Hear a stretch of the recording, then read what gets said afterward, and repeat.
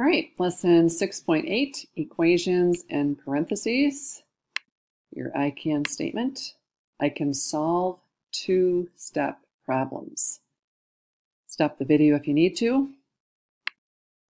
right, here we go.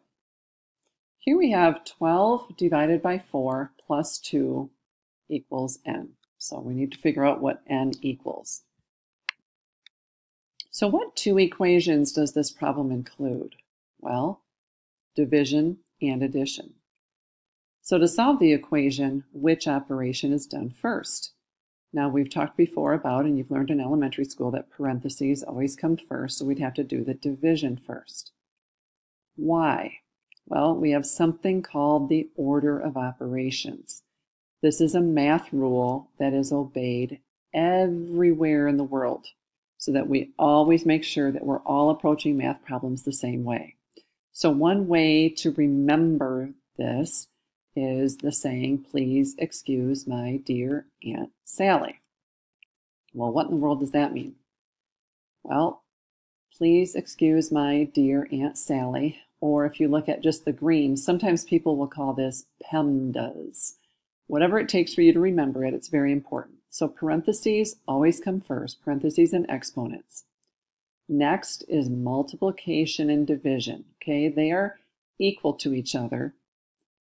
They're done in order from left to right. Last is addition and subtraction. Okay, addition and subtraction are also equal to each other. If you have just addition and subtraction in a problem, you would do them in order from left to right. So let's take a look. Parentheses come first. So 12 divided by 4 is 3. Then we can go ahead and add the 2, and then we know that n equals 5. Now, if the parentheses were around the addition part and we did that first, then we would have 6 from the parentheses, and our problem would be 12 divided by 6 equals 2. So even though we've got the same numbers and the same signs, I'm showing you why parentheses matter. You get a totally different answer based on where the parentheses are.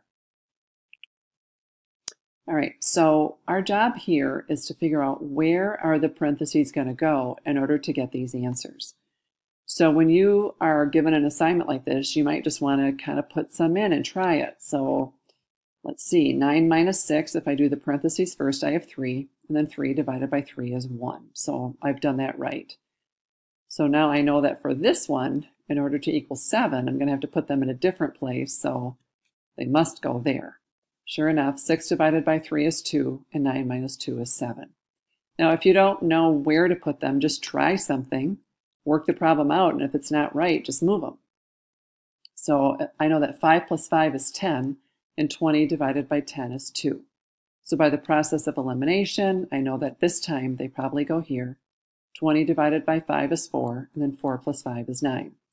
So I would like you to stop the video, and I want you to stop the video and work on these problems here, and then we'll check them and see how you've done.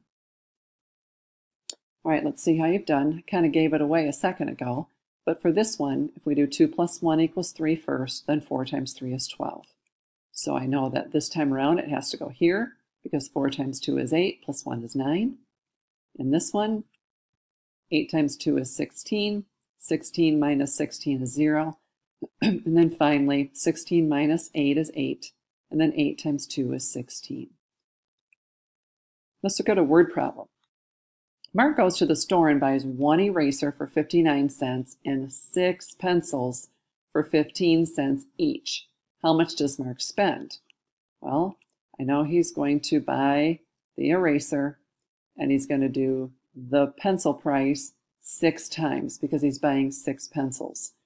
So I want to make sure that I'm doing this part first. So according to the order of operations, multiplication comes before addition. Our lesson is about parentheses, so we're going to go ahead and use them. Technically, you wouldn't have to have them in this problem because we always multiply before we add. But anyway, if I multiply 6 times 15, I get 90. And then when I add those two together, Mark has spent $1.49. Let's look at this one. Vanessa buys 12 notebooks for $1.75 each and a marker for $1.59. How much does she spend? Well, I've got my 12 at $1.75, so I'm going to multiply there and then add on the price of the marker. So if I'm going to put my parentheses in, they would go here. Technically, I don't need them because multiplication comes first anyway, but 12 times $1.75 is 21, plus the $1.59. So Vanessa has spent $22.59. Dylan buys 8 book covers for 90 cents each and a pen for 49.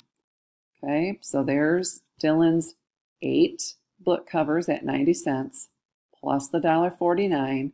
Want to make sure I'm doing my multiplication first. Okay, the 8 times the 90 is $7.20 plus the 49 cents. He has spent $7.69. Notice when I'm talking about money, my answers always have dollar signs. You need to make sure you're doing that too.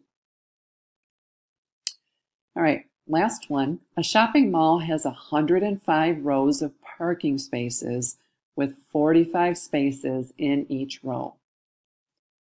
A special permit is required to park in 630 of those spaces. How many spaces do not require a special permit? Okay, this takes a little thinking. So I've got my 105 rows, 45 spaces in each row. So that's going to give me the total number of parking spaces. These are the ones that require a special permit. So when I subtract that from this total, it'll give me the ones that don't require the permit. Need to make sure I'm multiplying first. I get 4,725. I subtract the 630. So there are 4,095, and I would label that spaces. So here's your practice problem. Actually, you only have one. So for the word problem below, you're going to write an algebraic equation with parentheses and solve it. Include a unit with your answer.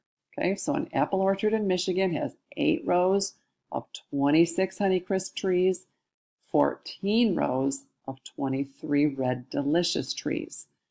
How many Honeycrisp and Red Delicious trees are in the orchard? So think it through. And you don't have to copy down the word problem. I just want to see your equation and your answer. Make sure your answer has a unit. Okay? And there is no guiding question for this lesson. I will see you soon.